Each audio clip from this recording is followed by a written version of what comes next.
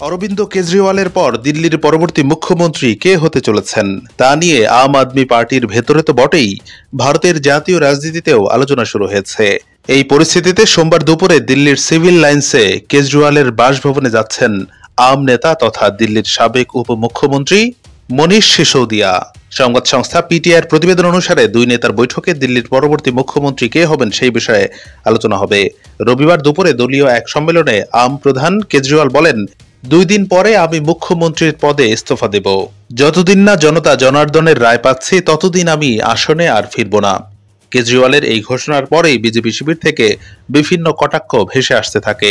ইস্তফা দিতে তিনি 2 দিন সময় নিচ্ছেন, সেটা নিয়ে প্রশ্ন তোলে বিজেপি।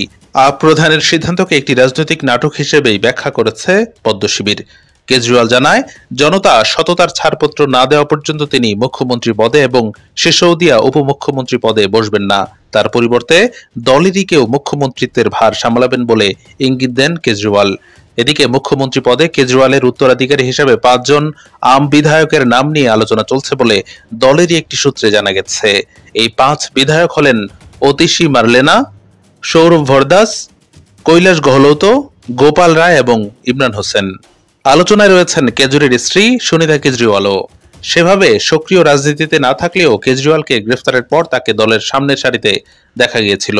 সে সময় দিল্লির বাসিন্দাদের কাছে জেলবন্দি স্বামীর বার্তাও তুলে ধরতেন তিনি। আপের আরেকটি সূত্র জানাচ্ছে, ভোটের কথা মাথায় রেখে কোনো দলিত নেতাকে মুখ্যমন্ত্রীর পদে বসানো হতে পারে, তবে নির্দিষ্ট কোনো নেতার নাম করা হয়নি।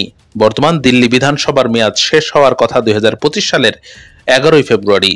তাই যিনি মুখ্যমন্ত্রী হন না কেন তিনি অল্প কয়েকদিনের জন্যই সেই পদে থাকবেন।